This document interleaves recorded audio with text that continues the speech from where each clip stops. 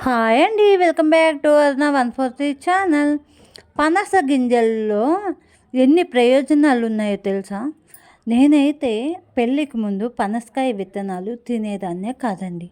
But ఇప్పుడు ప్రయోజనాలు చూస్తే మాత్రం మైండ్ బ్లాక్ అయిపోతుంది. పిల్లలకి పెట్టాలి, మనము తినాలి, జెంట్స్‌కి పెట్టాలండి ఎక్కువ. ఎందుకంటే కాల్షియము, జింకు ఇలాంటివి వగైరా వగైరా ఉన్నాయండి. నేనైతే మంచిగా క్లీన్ చేసేసుకోవాలండి. పనసకాయ సీడ్ ఉంది కదా! అది మంచిగా క్లీన్ చేసుకొని నేను కుక్కర్‌లో అయితే వేసేసుకుంటున్నాను.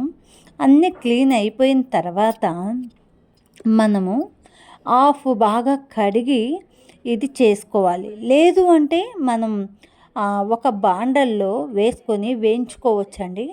ఆ సెగకి ఉడికిపోతాయి. నేనైతే ఇలా ఉడకపెడుతున్నాను. ఉడకపెడితే పిల్లలు చాలా ఇదిగా తింటారు. మా పాప అయితే అబ్బో అబ్బో చెప్పవలేదు కదా! పిల్లల కోసం నేనైతే ఈసారి ఇవి ట్రై చేస్తున్నాను. జెన్యూన్ అండి. చాలా చాలా ప్రయోజనాలున్నాయి. ఈ వీడియో మీకు నచ్చితే లైక్ చేయండి, షేర్ చేయండి, సబ్స్క్రైబ్ చేయండి. ఏదైనా మంచి మంచి వీడియోస్ కావాలంటే కామెంట్ చేయండి. ఇవి నేను కొన్ని ఉడకపెట్టి కొన్ని సీడ్స్ నేను కాలుస్తున్నాను స్టవ్ మీద. ఈరోజు మా తెక్కల పాప ఏం చేసిందంటే ఆడుకుంటూ క్రేయన్ ముక్కులో పెట్టేసుకునింది. అయ్యో మా పాటలు దేనికి లేదు. నేను టిఫిన్ పెట్టేటప్పుడు చూసుకున్నాను. ఎప్పుడు పెట్టిందో ఏమో తెలియదు. ఇంకా హడావుడిగా మా ఆయన కాల్ చేశాను.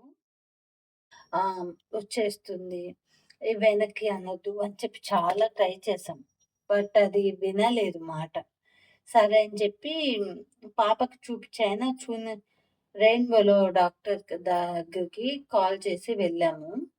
సార్ తీసుకొని వెళ్ళి ఒకసారి చూసాడు. చూసి లాగుతుంటే రావటం లేదు. తీస్తుంటే రావటం లేదు. ఇంకిలా కాదని చెప్పి పైకి ఎమర్జెన్సీ రూమ్‌కి తీసుకెళ్ళి సారు ట్రై చేశారు. అది కొద్దిగా కిందకొచ్చే పాటికి మా అమ్మాయిని బాగా ఫోర్స్‌బుల్‌గా కిందకి వచ్చేస్తుంది. ఐస్ క్రీమ్ కొనిస్తాను అని చెప్పి అనేసరికి 2, 3 సార్లు అనేసరికి క్రేయన్ వచ్చేసింది. ఎలా పెట్టుకుందో ఏమో తెలీదు. ఈ రోజైతే మా అమ్మాయి ఇలాంటి తిక్కల పని చేసేసింది. ఎప్పుడు చేయదు. పెట్టుకోవద్దు, చెందొద్దు అని నేను చెప్తూనే ఉంటాను. ఎలా చేస్తుంది? చిన్న పిల్లకాయలున్నప్పుడు కొద్దిగా జాగ్రత్తగా ఉండాలండి. ఏ టైం ఎలా ఉంటుందో తెలియలేదు. అది క్రేన్ గానీ ఇంతుందండి. చాలా పెద్దది. అది ఎలా పెట్టుకున్నావంటే చెప్పడం లేదు. నేను తంతానని చెప్పను గాని చెప్పలేదది. చూడండి, పనసకాయ ఇత్తనాలన్నీ ఇలా క్లీన్ చేసి పెట్టేసుకున్నాం. ఇలా పైన ఇది ఉంటుంది కదా! తీసేసి నేనైతే కుక్కర్‌లో వేసేసాను. 3 విజిల్స్ వచ్చేదాకా ఉడకబెట్టామంటే చాలు. నేను ఒక 4 పక్కన పెడుతున్నాను కాల్చుకునేదానికి. నేను నాకు ఇది ఉంది పీసెస్. కుక్కర్‌లో ఇలా వేసేసుకున్నాను. వాటర్‌తో 2, 3 టైమ్స్ క్లీన్ చేద్దాం first of all. Half water పెట్టేసుకున్నాను. బాగా క్లీన్ చేసేసి వాటర్ పెట్టేసాను. దీంట్లో 1 స్పూన్ సాల్ట్ వేద్దాం.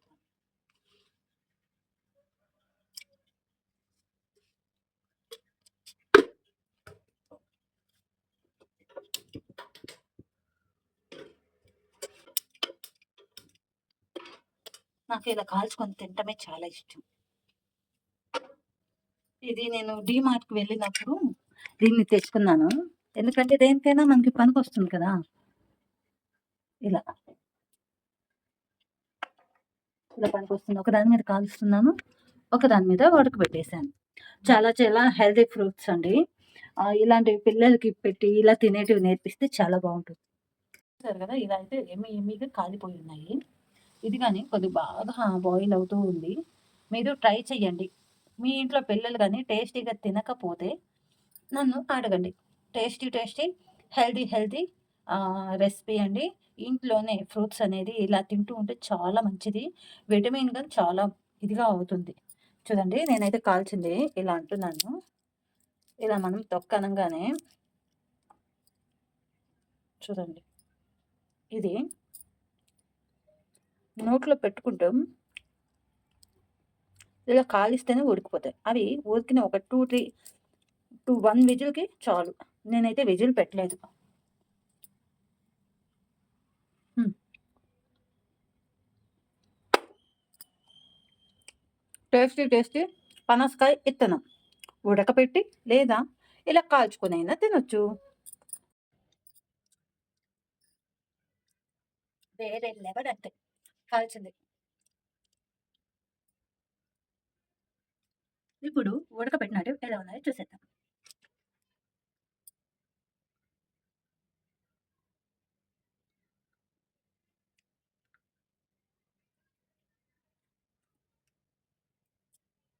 ఇలా పైది తీసేస్తే పిల్లలకి గాని ఇలా పైది తీసిచ్చి ఇచ్చేసేయండి.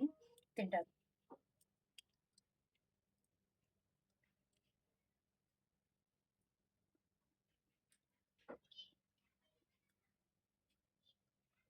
టేస్ట్ మాత్రం సూపర్‌గా ఉందండి.